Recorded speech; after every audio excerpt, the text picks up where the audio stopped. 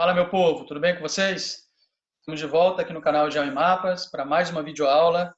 O mapa mental da vez vai ser sobre a região, sobre as regiões geoeconômicas, tá? As regiões geoeconômicas do Brasil.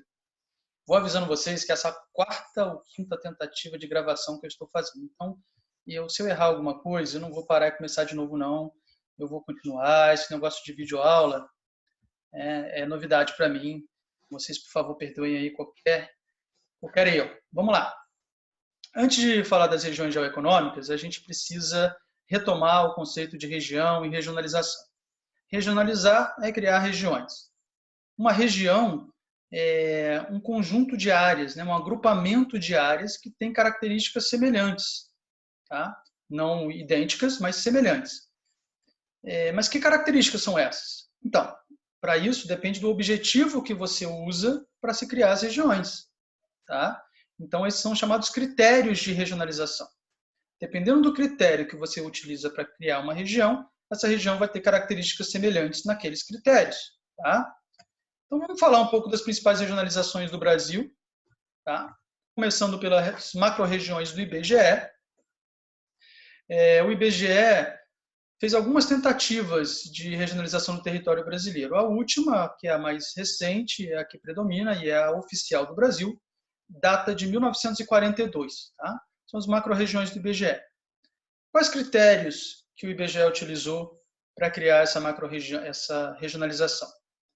Vários critérios. Então, o IBGE procurou ser o mais abrangente possível. O IBGE considerou aspectos naturais, de relevo, clima, vegetação, aspectos sociais, a população, a dinâmica demográfica, aspectos econômicos, aspectos históricos. Tá? Então, o IBGE buscou ser o mais abrangente possível. Então, é por isso que essa é a regionalização mais didática, mais usual, tá? Porque ela é abrangente. Nessa regionalização, então, de 1942, o IBGE divide o território brasileiro em 5 macro-regiões: Norte, Nordeste, Sul, Sudeste e Centro-Oeste. Beleza? Vamos lá. Uma segunda regionalização importante para falar são os 4 Brasis do geógrafo Milton Santos. Tá? Essa é muito mais recente do que a do IBGE. Essa é de 2001 e tem a ver com a terceira revolução industrial e o meio técnico, científico e informacional. Para entender um pouco melhor, o meio técnico, científico e informacional refere-se à produção tecnológica, à estrutura produtiva. Tá? Não à toa essa regionalização é chamada de regionalização da era da globalização. Tá? Ou seja, como que o Brasil se insere na era da globalização. O Milton Santos ele divide o Brasil em 4 grandes regiões, são elas a Amazônia, Nordeste, Centro-Oeste e concentrada, região concentrada. Se a gente tomar como parâmetro as macro-regiões do IBGE, com as quais a gente está mais acostumado, a região concentrada envolveria a região Sul e a região Sudeste. Tá? O que é a região Sul e Sudeste seria, para o Milton Santos, a região concentrada. E por que concentrada? Justamente porque concentra os meios técnicos, científicos e informacionais, concentra a produção e a pesquisa tecnológica. Tá? Essa é a regionalização do Milton Santos, os 4 Brasis. Tranquilo? Os domínios morfoclimáticos. Bom, morfo é o prefixo que se refere a relevo. Climático tem a ver com clima. Então, logo de cara já dá para saber que os critérios utilizados nessa regionalização são critérios naturais, são critérios da geografia física. Por exemplo, clima, relevo, solo, hidrografia e a relação entre eles. Tá? Nessa regionalização, o Brasil é dividido em 6 domínios. São eles a Amazônia, o Cerrado, a Caatinga, os mares de morro, mata de araucária e os pampas ou pradarias. Tá? Bom, a regionalização literária ela é pouco conhecida e ela aparece muito pouco, na verdade. Ela é baseada em grandes obras da literatura nacional. Por exemplo, tem uma região chamada Gerais. É uma região ali que envolve o sudoeste da Bahia e o norte de Minas Gerais, ou seja, parte do semiárido. Tá? E ela está presente na obra de Guimarães Rosa, o Grande Sertão Veredas. Tá? Tem uma outra, por exemplo, o Sertão do Cariri. que é ali o interior da Paraíba, Pernambuco, Alagoas. Tá? Está presente na obra O Romance da Pedra do Reino, de Ariano Suassuna. Tá? E outros. Tá? Você tem ali o Sertão de Goiás, você tem outras regiões literárias do país. E, por fim, os complexos regionais, também chamados de regiões geoeconômicas, que é o motivo da nossa videoaula de hoje. Então, aí as regiões geoeconômicas. Vocês podem observar que o Brasil é dividido em três: a região Amazônia, a região Nordeste e a região geoeconômica Centro-Sul. Tá? Esses são os complexos regionais ou regiões geoeconômicas. Essa regionalização foi criada no ano de 1967 pelo geógrafo Pedro Pinchas. Tá vendo? Só geógrafo, cara. Milton Santos, Pedro Pinchas. O geógrafo é um ser muito inteligente. Realmente é de tirar o chapéu. Mas vamos lá. Critérios utilizados para essa regionalização. São critérios econômicos, claro, né? Geoeconômica é o nome da região. Históricos também. E principalmente a divisão territorial do trabalho. Mas como assim? Divisão territorial do trabalho? Seria basicamente o papel que cada uma dessas três regiões desempenha no cenário econômico nacional. Ou seja, o que a região Amazônia produz, o que o Nordeste produz, o que o Centro-Sul produz. Tá? O papel econômico de cada uma dessas regiões para a economia nacional. Beleza? Isso seria a divisão territorial do trabalho. Uma observação, uma regionalização que busca compreender mais profundamente as desigualdades, os contrastes existentes no território brasileiro. Esse tipo de análise, às vezes, ele é muito difícil de se fazer com outras regionalizações.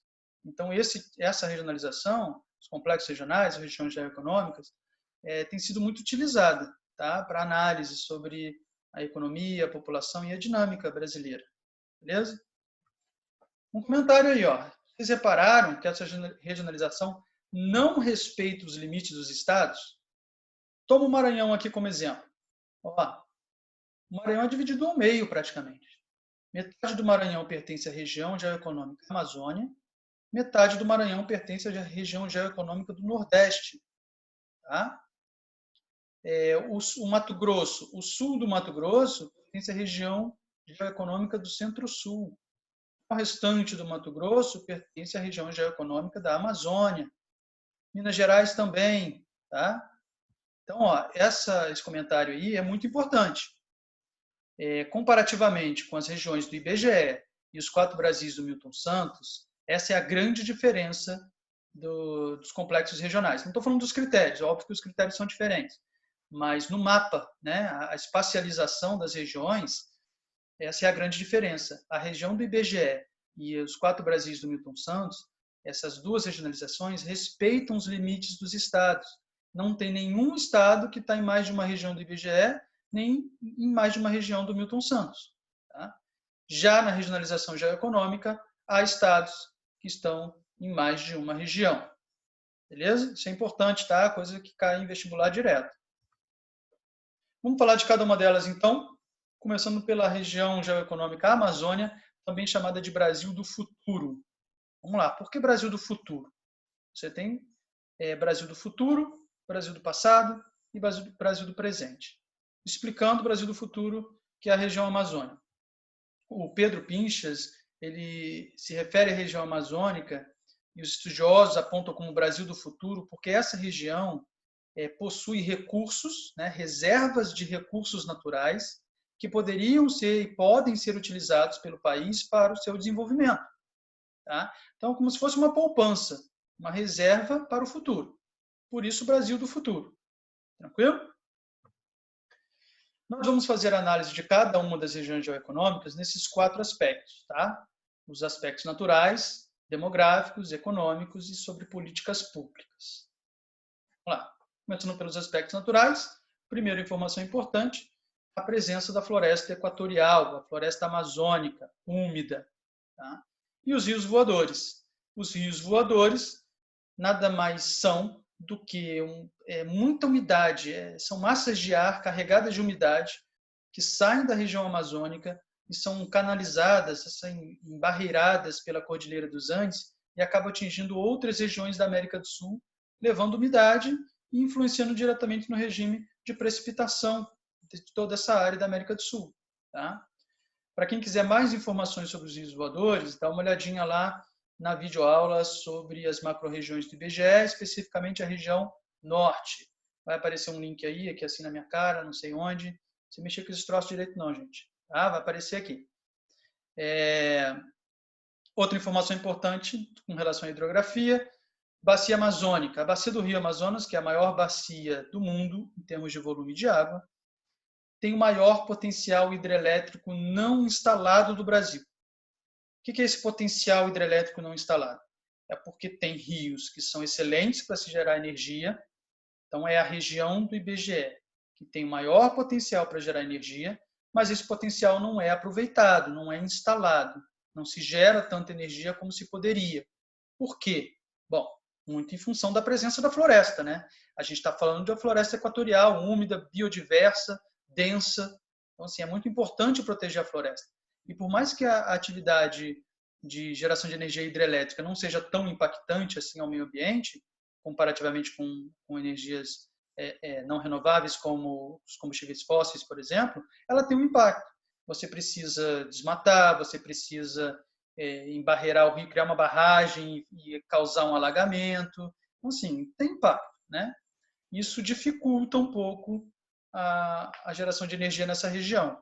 Por isso que tem o maior potencial não instalado. Ainda sobre aspectos naturais, a existência das reservas extrativistas, ou RESEX, é uma categoria de unidade de conservação de uso sustentável, ou seja, permite a ocupação e a exploração econômica, desde que seja controlada, desde que seja de uma maneira sustentável. Tá? No caso ali, o extrativismo vegetal, especialmente do látex, tá? Borracha. Quando, então, para a questão demográfica, a região Amazônia é formada por, na verdade, um grande vazio demográfico. Vazio demográfico é um conceito relacionado à densidade demográfica, ou população relativa. Significa que tem poucos habitantes por quilômetro quadrado. Quando estudamos a região norte do Brasil, a gente observa, a gente percebe que a região norte é a que tem a menor densidade demográfica do país, tá? Menor número de habitantes por quilômetro quadrado. Mas, porém, contudo, entretanto, todavia, há um potencial de crescimento demográfico, de incremento nos quadros demográficos. Isso se deve à imigração, à chegada de pessoas nessa região. E essas pessoas estão indo para a região norte, por quê? Principalmente pela abertura de postos de trabalho na agricultura ou na agropecuária. Tá? Vamos falar disso agora. As atividades econômicas mais importantes da região geoeconômica Amazônia são extrativismo, e aí o extrativismo mineral na Serra dos Carajás, que é uma província mineral, ali no estado do Pará. Tem extrativismo vegetal, acabamos de falar das RESEX. Agropecuária, e aí está relacionado muito ao avanço do agronegócio, da agroindústria. Tá? É importante falar da nova fronteira agrícola, que é o Matopiba. Matopiba é a sigla para Maranhão, Tocantins, Piauí e Bahia. Tocantins e Maranhão dentro da região Amazônica, tá? Região geoeconômica da Amazônia. Mas, apesar de ter uma economia baseada no setor primário, a região Amazônia também tem indústria. O setor secundário vem se desenvolvendo e concentrado ali na chamada Zona Franca de Manaus. Beleza? Em relação a políticas públicas, os destaques são Sudã, Superintendência de Desenvolvimento da Amazônia, mudou de nome algumas vezes, mas ela é sempre recriada, mas o objetivo continua o mesmo, que é integrar a região da Amazônia ao restante do país, tanto fisicamente, por meio de rodovias, né, ferrovias e tal, quanto economicamente também. Criar políticas de incentivo a atividades econômicas, como, por exemplo, a Zona Franca de Manaus. Só para complementar, acabei não falando, uma zona franca é uma área que o governo cria para atrair empresas. Então, ele cria uma série de benefícios, descontos, né, incentivos e subsídios fiscais, cria uma infraestrutura de logística para a empresa que for ali ter facilidade de escoar a produção, enfim, é uma zona franca. Ainda sobre políticas públicas, Calha Norte, que é um projeto em parceria com as Forças Armadas, especialmente o Exército, para patrulhar, monitorar a fronteira norte do Brasil, que é uma fronteira delicada. Primeiro, porque está na floresta, e segundo, porque faz fronteira com países como a Colômbia, que teve durante muito tempo a atuação, e ainda tem, né, a atuação grande do narcotráfico e de uma guerrilha armada que era as FARC, Forças Armadas Revolucionárias da Colômbia, que virou partido político, mas ainda tem o seu braço armado, ainda que tenha sido esvaziado, ainda existe. Tá? O projeto Grande Carajás, como o nome sugere, projeto para viabilizar a exploração mineral na Serra dos Carajás. A partir desse projeto, foram criadas a estrada de ferro do Carajás, o porto de Itaqui, no Maranhão, para escoar a produção de minério de ferro, também uma usina hidrelétrica de Tucuruí. Tá? O projeto RADAM, significa Radar da Amazônia, um projeto de imagiamento, ou seja, levantamento de imagens. A existência da floresta ali dificulta a penetração no território e você investigar o território, solo, hidrografia, né, relevo. E aí isso foi feito com base em radar, tecnologia de radar. Esse projeto foi tão bem sucedido, gerou tantos mapas temáticos sobre a Amazônia, que ele foi expandido para o restante do Brasil com o nome de Radam Brasil. Tá? E o CIVAM, que significa Sistema de Vigilância da Amazônia, também tem uso de radares, tem uso de VANTs, veículos aéreos não tripulados, e uma série de outros elementos tecnológicos para, como o nome sugere, para vigiar a Amazônia, para monitorar e combater atividades ilegais que ocorrem no território da Amazônia, como, por exemplo, a biopirataria, o desmatamento, a madeireira ilegal, o narcotráfico, tá? A grilagem de terras. Então, isso tudo é usado, é feito no âmbito do projeto do CIVAM. Esses são só alguns, tá, dos projetos. Lembrando que, se você quiser mais informações sobre a região norte, dá uma olhadinha lá no vídeo sobre as macro-regiões do IBGE, região norte do Brasil. Tá? Só para fechar a questão de políticas públicas, a região norte foi alvo e ainda é alvo de várias políticas públicas que tentam integrar a região norte e a região da Amazônia ao restante do território brasileiro. Isso se deve em função da ocupação tardia dessa região, das dificuldades naturais encontradas. Tá? E aí uma coisa importante que tem na região da Amazônia tem nióbio. Tem muito nióbio lá, tem petróleo, tem nióbio, tem gás natural, tem um monte de atividade econômica importante lá. Mas, ao contrário do que muitos dizem por aí, não é fácil explorar essas riquezas lá. O motivo, mais uma vez, o principal motivo, a existência da floresta. A atividade mineradora é talvez a atividade humana mais impactante ao meio ambiente. Então é difícil você falar, você vai gerar tanto impacto assim na região, desmatar, correr o risco de desmatar a Amazônia, de ter perdas ambientais grandes ali, ecológicas muito grandes. Lembra do Rio Voador? Está ali em cima. Os rios voadores. Se você desmata muito a Amazônia, você vai afetar essa umidade que vem para o restante do Brasil e da América do Sul. E aí vai ter interferência na dinâmica climática dessas áreas. Então é complicado. Mas tem. E é por isso, também por isso, que essa região é chamada de Brasil do futuro. Porque tem recursos que, se o Brasil precisar, se não tiver outro jeito, vamos lá, vamos usar esses recursos. Beleza? Vamos para o próximo? Nordeste. Região geoeconômica do Nordeste, também chamada de Brasil do passado. Bom, se a região da Amazônia é conhecida como Brasil do futuro, porque teria reservas de recursos para o desenvolvimento do país, a região Nordeste é chamada de Brasil do passado porque esses recursos já se esgotaram, porque a estrutura produtiva já está defasada, tá? Já está em declínio. Por isso é chamada de Brasil do passado. Lembrando que os portugueses chegaram pela região norte, pela região Nordeste, pelo litoral do Nordeste, e ficaram restritos ao litoral ali durante muito tempo. Então essa região já foi muito explorada economicamente, já teve a centralidade política, já teve a centralidade econômica, né? Depois acabou perdendo isso tudo e hoje ela é classificada como um Brasil do passado pelo geógrafo Pedro Pinchas. Mais uma vez, os 4 aspectos mais importantes que nós vamos analisar: aspectos naturais. A região Nordeste, ela é a única que pode ser subdividida em outras regiões. São as chamadas zonas geográficas.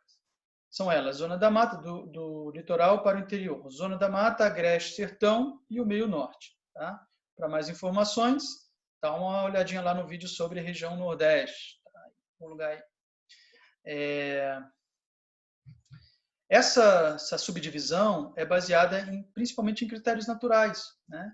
São características naturais muito diferentes entre cada uma dessas sub-regiões, dessas zonas geográficas, e essas condições naturais influenciaram bastante a história de ocupação e desenvolvimento econômico de cada uma dessas zonas. Então, é isso que define as zonas geográficas, tá? Uma ocupação, um desenvolvimento diferenciado e características naturais diferenciadas. A questão da seca eu coloquei ali porque é um destaque, não tem jeito, a gente está falando do sertão nordestino. O sertão é a maior das sub-regiões, das zonas geográficas, a que abriga a maior parte da população nordestina, e a região semiárida, clima semiárido, aquele clima que tem baixíssima precipitação, os índices pluviométricos muito baixos, rios intermitentes, que são rios que secam na época que não tem chuva, solos pedregosos e pouco profundos, rasos, né? Isso dificulta a prática agrícola também. Uma vegetação que não consegue se desenvolver, que é adaptada à falta d'água, que no caso é a caatinga. Tá? Tudo isso influencia muito na dinâmica econômica e social da região geoeconômica que é o Nordeste. População. Bom, historicamente, o Nordeste é uma área de emigração, ou seja, de saída de pessoas. É um polo de repulsão ou de expulsão de pessoas. Isso está relacionado também à questão climática do sertão nordestino, mas também ao declínio econômico, né? O Nordeste perde a primazia econômica e política do país, perde a centralidade e passa a ser deixado de lado pelas políticas públicas, né? Que ficaram muito concentradas aqui no Sudeste ou no Centro-Sul. Muita gente, buscando melhores condições de vida, migra, vai em direção de ter emprego, né? Então, o maior fluxo migratório interno do país é do Nordeste em direção ao Sudeste. Tá? Mas, atualmente, a gente observa a chamada migração de retorno. Essa migração de retorno está relacionada ao processo de desconcentração industrial. A indústria, que ainda está concentrada aqui no Centro-Sul, para usar a região geoeconômica que nós estamos falando, ela começa aos poucos a migrar para outra região, a se desconcentrar. É um processo lento que está em curso. Tá? Isso se deve à saturação da infraestrutura aqui no Centro-Sul, está caro produzir aqui. Por outro lado, as indústrias estão encontrando condições favoráveis de produção em outras regiões, porque o governo investiu muito nas outras regiões nas últimas décadas, seja construindo ou reformando estradas e ferrovias, construindo hidrelétricas, construindo instituições de ensino. Isso é importante porque isso qualifica a mão de obra. Como é que uma empresa petroquímica vai falar, vou sair daqui do Sudeste porque está muito caro e eu vou lá para o Nordeste? Como? Se não tem engenheiro de petróleo lá, se não tem geólogo, se não tem engenheiro químico, enfim, a mão de obra que ela necessita. Ela vai ter que levar a mão de obra daqui para lá, isso fica caro. Tá? A partir do momento em que tem gente sendo formada lá, nessas áreas, ela vai para lá, porque a mão de obra está lá, está sendo formada lá. Então, o investimento em educação é fundamental para entender o processo de desconcentração industrial, que, por sua vez, se reflete no movimento migratório, conhecido como migração de retorno. Beleza? Aí, economia. Região Nordeste, região geoeconômica do Nordeste. Tem uma economia baseada na agropecuária, ainda que de subsistência no sertão. Na zona da mata tem uma agropecuária um pouco mais desenvolvida, porque é uma área úmida, zona da mata. Indústrias, predomínio de indústrias tradicionais, como indústria de alimentos, indústria de tecidos, sapatos, bebidas. Tá? Mas, como eu acabei de falar, esse perfil vem se alterando nas últimas décadas. Então, você já observa ali alguns polos petroquímicos, na Bahia, por exemplo, Camaçari. Você tem empresas ali ligadas à cadeia produtiva do petróleo. Tá? E o turismo, principalmente o turismo balneário, turismo de praia, tá? As praias do Nordeste, com ventos constantes, com uma temperatura da água agradável, tem um turismo balneário significativo. Tranquilo? Passando para as políticas públicas, então. SUDENE, assim como a SUDAM, Superintendência de Desenvolvimento da Amazônia, o Nordeste também teve a sua superintendência, que é a SUDENE, Superintendência de Desenvolvimento do Nordeste. O objetivo, bem semelhante ao da SUDAM, é desenvolver, viabilizar o desenvolvimento regional, seja criando rodovias, ferrovias, usinas hidrelétricas e o que for. A CODEVASF, que é a Companhia de Desenvolvimento do Vale do Rio São Francisco, e aí é uma coisa muito importante, dentro dos aspectos naturais, o Rio São Francisco é um rio extremamente importante para a dinâmica econômica e social do Nordeste, tá? Porque é um rio perene e que corta parte do sertão nordestino. Tá? E esse rio ele é muito usado para navegação, para geração de energia, para o consumo, para irrigação. Então você hoje consegue ter cultivo de uva e produção de vinho no Vale do São Francisco. É meio bizarro você pensar isso, mas tem produção de vinho no sertão. Tá? Polígono das Secas. Polígono das Secas é uma área delimitada pelo governo para destinar investimento, políticas públicas para combater a seca. Tá? Dentro dessa ideia de polígono das secas, uma das políticas públicas foi a própria transposição do Rio São Francisco. É um projeto bem antigo no Brasil, bem antigo, tá? Da época de Dom Pedro, e que começou a ser executado e boa parte dele já está em funcionamento. É simplesmente você desviar parte da água do São Francisco, não toda, tá?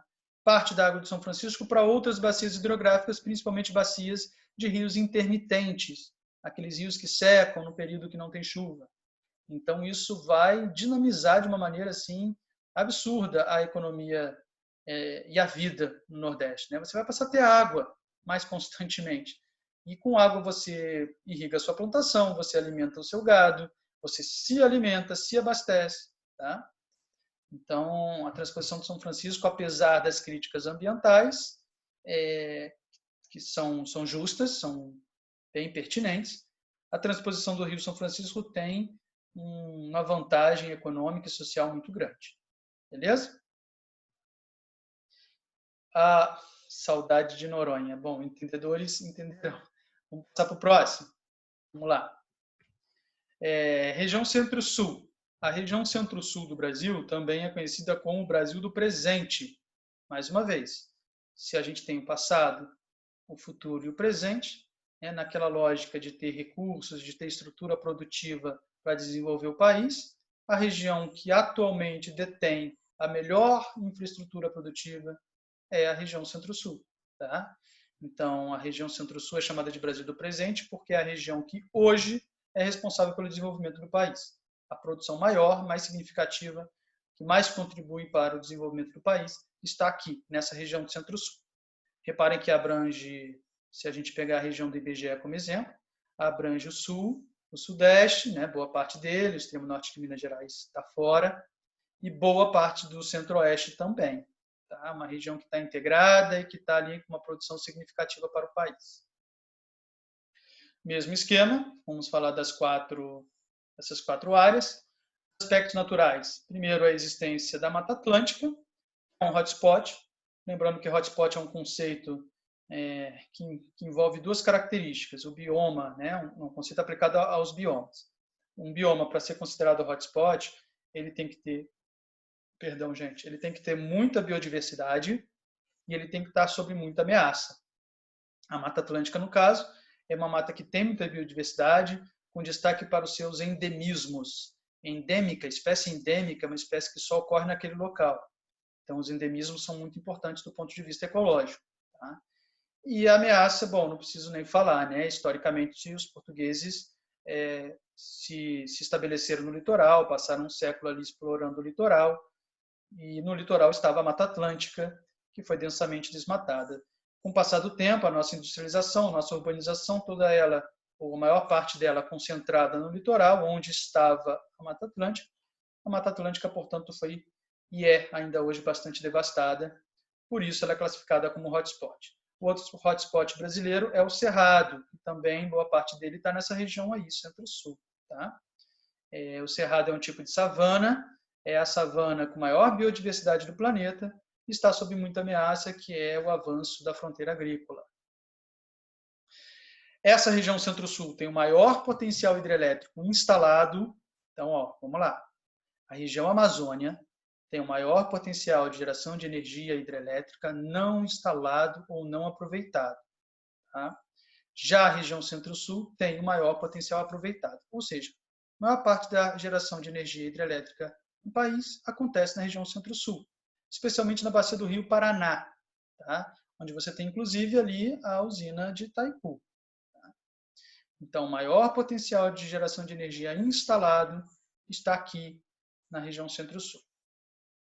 Paisagisticamente falando, essa região é marcada pela existência dos mares de morro, que compõem uma paisagem. É assim, você tem uma série de morros, que são formações planáuticas, pequenos, baixa altitude, e arredondados, bem arredondados, porque foram bastante desgastados já pela ação erosiva. E hoje em dia, quase todos sem vegetação, sem cobertura vegetal, porque foram desmatados no passado para o plantio de café, e atualmente a pecuária acaba ocupando boa parte aqui desses mares de morro. Tá? Então, esses morrinhos são chamados inclusive de meia laranja, porque parece realmente a metade de uma laranja cortada, bem redondinho, tá? Bem perfeitinho. Tranquilo? População. A região Centro-Sul é a região mais populosa, tem maior população absoluta, e mais povoada, tem maior população relativa ou densidade demográfica ou habitantes por quilômetro quadrado. Disso, né, também relacionado a isso, decorre essa macrocefalia urbana. O que é a macrocefalia urbana? Macrocefalia urbana é o nome que se dá ao fenômeno de, entre aspas, inchaço das cidades. Quando as cidades acabam recebendo pessoas para além de sua capacidade. Tá? Vem muito mais gente para a cidade, no fenômeno do êxodo rural, da migração interna, do que a cidade comporta. Então, isso gera uma série de problemas. Problemas de mobilidade urbana, problemas de poluição, o déficit habitacional, e aí vem a ocupação de áreas de risco, favelização, periferização, vários problemas que decorrem do fenômeno da macrocefalia urbana. Tá? Para mais informações sobre isso, consulte a videoaula sobre urbanização. Vamos lá. Com relação à economia, falei, é Brasil do presente porque a estrutura produtiva está aqui. Então, a maior produção do PIB nacional, a maior contribuição para o PIB nacional está aqui. PIB é Produto Interno Bruto, é a soma de todas as riquezas que o país gera ao longo do ano. Tá? 80% do PIB brasileiro é produzido aqui, na região Centro-Sul. A região Centro-Sul tem a indústria e a agropecuária mais modernas e mais produtivas. Tá? É uma coisa importante, porque quando se fala em região Sul, Centro-Sul ou Sudeste, fala industrialização. Não é só indústria, a gente tem a concentração industrial, mas a gente tem a agricultura mais moderna também, mais produtiva, tá? Especialmente ali na área do Oeste Paulista e no Centro-Sul ali, a área de Mato Grosso do Sul, Goiás. Beleza? E o fenômeno da desconcentração industrial, já falamos sobre ele, é uma região que concentra as indústrias, mas está em curso o processo, o fenômeno da desconcentração industrial, quando a indústria vai aos poucos migrando para outras regiões, em função da infraestrutura já saturada aqui do Sudeste. Tá? Em relação a políticas públicas, bom, ao contrário ali da região Amazônia, da região Nordeste, o Centro-Sul sempre foi a região mais desenvolvida, né? E alvo de políticas públicas e destino de boa parte dos investimentos do governo federal, porque a produção cafeeira se concentrava aqui, depois a indústria se concentrou aqui, enfim. Essa região recebe até hoje muito investimento. Tá? Isso se reflete também, só um parênteses aqui, isso reflete também na questão política. Tá? A gente observa aí os governadores dos estados da região Centro-Sul sendo geralmente os mais cotados para se candidatar a presidente da República, tendo uma atuação política importante. Tá? Então, a predominância a primazia do Centro-Sul na economia nacional também se reflete na política nacional. Beleza? E aqui, gente, para fechar, eu fiz um mapinha aqui temático, uma tentativa aí de mostrar de maneira mais visual as principais atividades aqui, as principais informações. A região Amazônia, geoeconômica da Amazônia com a floresta amazônica, a Zona Franca de Manaus, Carajás, a questão da pecuária, do Arco do Fogo, o Mato Piba aqui, tá? Nordeste, Brasil do passado, a questão da produção canavieira e de cacau na zona da mata, um polo petroquímico na Bahia, uma agricultura de subsistência, a questão da seca, tá? Marcada aqui no Sertão. E o Centro-Sul, você tem aqui mais lá para o sul do Centro-Sul, a pecuária, produção de gêneros alimentícios, a concentração industrial, exploração de petróleo. Aqui você tem uma questão portuária importante, o Espírito Santo, por exemplo, com o Porto de Vitória, né, o Porto de Tubarão em Vitória. Produção de laticínios, Minas Gerais. É a agricultura também aqui no Centro-Oeste. O Arco do Fogo também. Tá? Mas aqui foi uma tentativa de tornar mais visual essa diferença entre as regiões geoeconômicas. Beleza, gente? Tudo tranquilo? Se tiver alguma dúvida, deixem nos comentários ou me procure nas redes sociais e até a próxima.